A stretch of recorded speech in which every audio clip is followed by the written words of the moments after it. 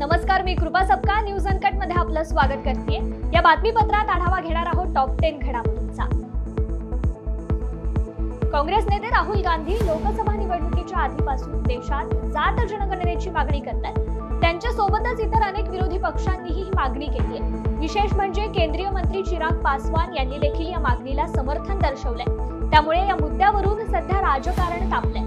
दरम्यान आता कालही राहुल गांधी यांनी जात जनगणनेच्या मुद्द्यावरून मोदी सरकारला धारेवर धरलंय। एका हिंदी मीडिया हाऊसने जात जनगणनेबाबत लोकांची मते जाणून घेण्यासाठी एक सर्वेक्षण केलंय, ज्यात बहुतांश लोकांनी जात जनगणनेची मागणी केल्याचं समोर आलं। यावरून Rahul Gandhi social media platform X वर म्हणालेत की मोदीजी, तुम्ही जात जनगणना थांबवण्याचा विचार करत असाल तर तुम्ही स्वप्न पाहत आहात। आता कोणतीही शक्ती जात जनगणना थांबवू शकत नाही। भारताचा आदेश आला आहे, लवकरच 90% भारतीय जात जनगणनेला पाठिंबा देतील आणि मागणी करतील। आत्ताच आदेशाची अंमलबजावणी करा, नाहीतर पुढचे पंतप्रधान हे करत असताना दिसतील, अशी बोचरी टीका त्यांनी आपल्या पोस्टमधून केली आहे।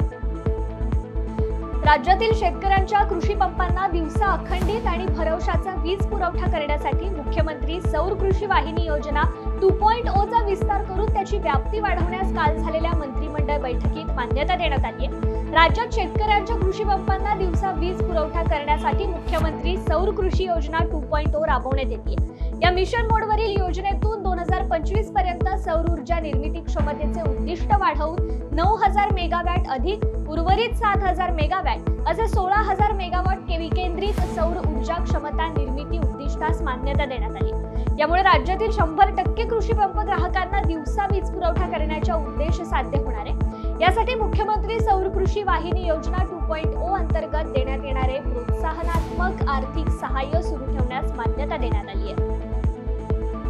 दिल्ली आणि पंजाबमध्ये सत्तेत असलेल्या आम आदमी पक्षाने महाराष्ट्रात महाविकास आघाडीला धक्का दिलाय। महाराष्ट्रात होणारी विधानसभा निवडणूक स्वबळावर लढवण्याचा निर्णय पक्षाने घेतला असून 3 मतदारसंघातील उमेदवारही जाहीर केले। महाराष्ट्र नवनिर्माण सेनेचे अध्यक्ष राज ठाकरे यांनी सर्वात आधी स्वबळाची घोषणा करत उमेदवारी जाहीर करण्यास सुरुवात केली। त्यानंतर आता आम आदमी पार्टीनेही विधानसभेची तयारी सुरू केली आहे। लोकसभा निवडणुकीत आम आदमी पार्टी महाविकास आघाडीत सामील झाली होती। आपला या निवडणुकीत एकही जागा मिळाली नव्हती। रिपब्लिकन पार्टी ऑफ इंडियाच्या आठवले गटाकडून केंद्रात तिसऱ्यांदा मंत्रिपदी विराजमान झाल्याबद्दल रामदास आठवले यांचा बालगंधर्व रंगमंदिरात रविवारी काल जाहीर नागरी सत्कार सोहळा पार पडला। कार्यक्रमानंतर आठवले यांनी पत्रकारांशी संवाद साधताना विविध विषयांवर आपली मते मांडली आहेत। विधानसभेत युतीकडून रिपब्लिक पार्टी ऑफ इंडियाला योग्य जागा मिळाव्यात अशी अपेक्षा यावेळी केंद्रीय मंत्री रामदास आठवले यांनी व्यक्त केली आहे। लोकसभेनंतर 4 राज्यांच्या निवडणुका एकत्रित घेण्याच्या चर्चा असतानाच निवडणूक आयोगाने जम्मू काश्मीर आणि हरियाणाच्याच निवडणुका जाहीर केल्या आहेत। महाराष्ट्र आणि झारखंडच्या निवडणुका मागाहून जाहीर केल्या जाणार आहेत। अशातच हरियाणामध्ये निवडणूक पुढे ढकलण्याच्या हालचाली सुरू झाल्या असून भाजपाने तारीख बदलण्याची मागणी केली आहे। 1 ऑक्टोबरच्या आसपास वीकेंड आणि सुट्ट्या आल्या, त्यामुळे लोक मतदानाऐवजी बाहेर फिरण्यासाठी जाणार आहेत। याचा परिणाम मतदानाच्या टक्केवारीवर होऊ शकतो। निवडणूक ठरवताना या गोष्टींकडे लक्ष द्यायला हवं। मतदानाच्या 1 दिवस आधी आणि नंतर सुट्टी येत असेल तर अशा तारखा जाहीर करू नयेत, असं भाजपाचे प्रदेशाध्यक्ष मोहनलाल बडोली यांनी म्हटलंय। मंत्र्यांना खात्याअंतर्गत बदल्यांसाठी 31 मे पर्यंतची मुभा असते। त्यानंतर बदल्यांसाठी त्यांना मुख्यमंत्र्यांची मान्यता आवश्यक असते। पण सध्या निवडणुकीचा हंगाम असल्याने घाऊक प्रमाणात बदल्यांसाठी मंत्र्यांना 30 ऑगस्ट पर्यंत मुभा देण्यात आली आहे। परिणामी सोमवार ते शुक्रवार या काळात मंत्रालयापासून ते तालुका पातळीपर्यंत बदल्यांचा सुकाळ होऊन मोठ्या प्रमाणावर आर्थिक व्यवहार होण्याची शक्यता वर्तवली जाते। उत्तर महाराष्ट्राचे आराध्य दैवत असणाऱ्या नाशिकच्या सप्तशृंगी मातेच्या गडावरील घाट रस्त्यावर दरड कोसळून दगड माती रस्त्यावर आल्याने वाहतूक बंद झाली होती। गडावरील सामाजिक कार्यकर्ते संदीप बेनके आणि त्यांचे कार्यकर्ते तसेच स्थानिक नागरिक, ग्रामपंचायत कर्मचाऱ्यांनी तत्काळ घटनास्थळी धाव घेत भर पावसात रस्त्यावरील दगड माती बाजूला करून भाविकांच्या वाहनांसाठी रस्ता मोकळा करून दिला।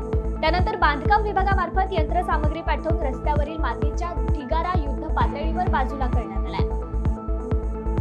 गोविंद पथकांना सरावासह मंगळवारी दहीकाल्याच्या दिवशी क्रेन दोरी सुरक्षिततेसाठी सेफ्टी बेल्ट पुरवावेत असे आदेश पालकमंत्री दीपक केसरकर यांनी मुंबई महापालिका प्रशासनाला दिले।